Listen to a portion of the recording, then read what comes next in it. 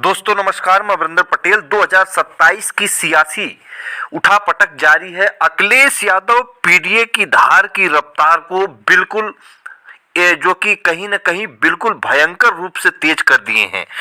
अब दो मैं आपको बता रहा हूं कि कौन सी गलती जो छोटे छोटे दल हैं उनसे अगर गठबंधन होता है, जैसे मान के चलो कि कन्फर्म माना जा रहा है कि पल्लवी पटेल का अपना दल कमेरावादी हो, चाहे संजय सिंह चौहान का हो, चाहे केशव देव मौर्य का महान दल हो, चंद्रशेखर आजाद का हो, ये तमाम छोटे दल हैं जिनके साथ 2027 में गठबंधन अखिलेश जी के साथ रहेगा। लेकिन सबसे बड़ी जो शर्त है, सबसे बड़ा जो फैक्ट है, यहां पर आकर रुकता है। 2022 में एक चूक जो है कि काफी सफलता मिलने के बावजूद भी एक चूक रह गई थी। इसी चूक से सीख लेते हुए अखिलेश यादव 2027 में स्पष्ट तौर पर छोटे दलों से कह दिए हैं कि देखिए 2027 की लड़ाई में ऐसा नहीं है कि हम किसी पार्टी को उभारने की कोशिश करें और नुकसान खाएं। 2027 सत्ता परिवर्तन का चुनाव है और भारतीय जनता पार्टी जैसे बड़े पार्टी से निश्चित तौर पर जो पीडीए के तहत हम एक राजनीतिक महामुकाबला ले रहे हैं, तो बहुत सारे त्याग की जरूरत है और त्याग के साथ साथ सफलता ही सबसे बड़ी जो उसमें चुनौती है।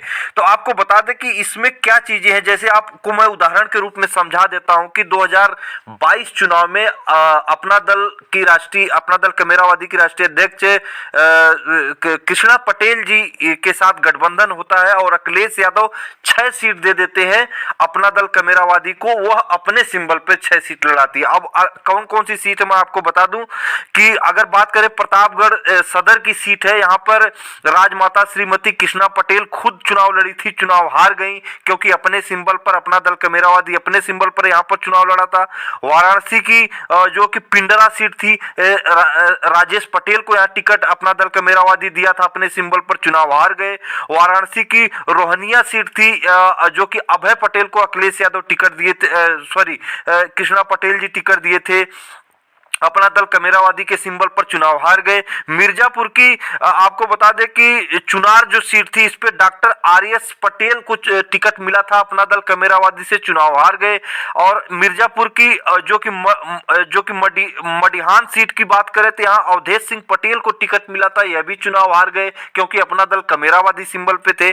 सोनभद्र की घोरापल सीट की बात अगर करें तो यहाँ पे सुरजीत सिंह पटेल को टिकट मिला था अपना दल कमेरावादी से, और अपना दल कमेरावादी सिंबल से होने की वजह से यह भी चुनाव हार गए। कहने का मतलब 6 सीट भयंकर रूप से समाजवादी पार्टी के साथ गठबंधन रहने के बावजूद भी अपना दल कमेरावादी सिर्फ सिंबल की वजह से चुनाव हारा। दोस्तों ये एकदम सच्चाई है, हकीकत है। सिंबल का किसी को अता पता नहीं रहता है। आजकल राजनीतिक परिदृश्य में 2 ही चीजें सामने हैं। हमेशा राजनीति का अलग अलग समीकरण रहता है। आज की जो राजनीतिक घटनाक्रम है उसमें स्पष्ट दिख रहा है कि सीधी लड़ाई है अखिलेश यादव और भारतीय जनता पार्टी में, पीडीए बनाम एनडीए में। तो इसमें आपको साइकिल सिंबल या कमल का फूल, 2 ही चीजें स्पष्ट रूप से जो मतदाता है उनको दिखाई दे रहा है, या चुनाव या सत्ता से बाहर या सत्ता में ले आना, 2 ही चीजें हैं, तीसरा कोई एंगल नहीं है। अब आप इसी चीज से आप अंदाजा लगा सकते हैं कि इस सिंबल की वजह से चुनाव सब हार गए, नहीं तो 70 से 75% जो रिजल्ट जो है अपना दल कमेरावादी के प्रत्याशियों के पक्ष में होता अगर ये साइकिल सिंबल से रहे होते। तो दोस्तों यही गलती अखिलेश यादव नहीं करना चाहते हैं और अपने जो सहयोगी दल हैं, चाहे अपना दल कमेरावादी से आपको बता दें कि लगातार जो कि बातचीत चल रही है, लगातार आपस में गठबंधन, चाहे केशव देव मौर्य हो, पल्लवी पटेल हो, संजय चौहान हो, तमाम दल हैं छोटे छोटे, उनसे भी बात हो रही है। स्पष्ट रूप से समाजवादी पार्टी की तरफ से कह दिया गया है कि अगर आपके मजबूत कैंडिडेट है आप लेकर आइए, हम सपा सिंबल पे लड़ाएंगे, आपके ही कैंडिडेट रहेंगे, उसमें कोई डाउट नहीं। लेकिन चुनाव नए सिंबल से, बिना जाने पहचाने सिंबल पर अगर चुनाव लड़ाया जाता है तो वहां भारतीय जनता पार्टी को यच मिलेगी। इसलिए अखिलेश यादव स्पष्ट रूप से कह दिए हैं। और बिल्कुल आपको बता दूं कि चाहे पल्लवी पटेल हो, केशव देव मौर्य हो, संजय चौहान हो, ये स्पष्ट रूप से जो है कि इस अखिलेश यादव के इस बेहतरीन निर्णय को मान भी गए हैं। इस तरह की मैं आपको खबर बता रहा हूं। आने वाले समय में सपा सिंबल से ही सारे प्रत्याशी उतारे जाएंगे, इसमें कोई डाउट नहीं है। चंद्रशेखर आजाद से जो गठबंधन है पश्चिमी उत्तर प्रदेश की कुछ सीटों पर, वो चंद्रशेखर आजाद अपने सिंबल से लड़ेंगे, कुछ समाजवादी सिंबल से भी वो जो कि अपने प्रत्याशी देंगे। इस तरह की भी आपको मैं अपडेट बता रहा हूं।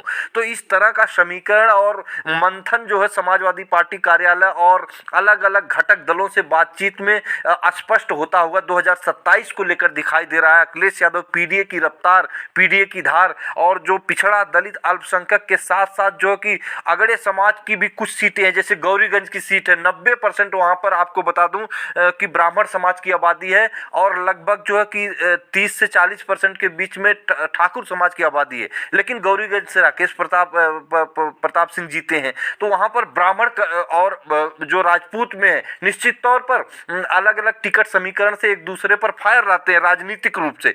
तो वहां पे समाजवादी पार्टी ब्राह्मण कैंडिडेट देगी। जहां पर जो जीत सकता है अखिलेश यादव, उसको टिकट देने की पूरी तरह से कवायद में है और पूरा मंथन जारी है समाजवादी पार्टी कार्यालय पे। और बता दिया गया निर्देश की अभी से तैयारी करनी होगी, सारे कार्यक्रमों में जुटना होगा, महापुरुषों का सम्मान करना होगा, बाबा साहब भीमराव अम्बेडकर के नीतियों को, सिद्धांतों को जन जन तक अपने विधानसभा में पहुंचाना होगा, उसी को टिकट मिलेगा। तो इस तरह की कवायद है। फिर मिलेंगे अगली वीडियो में, तब तक के लिए नमस्कार।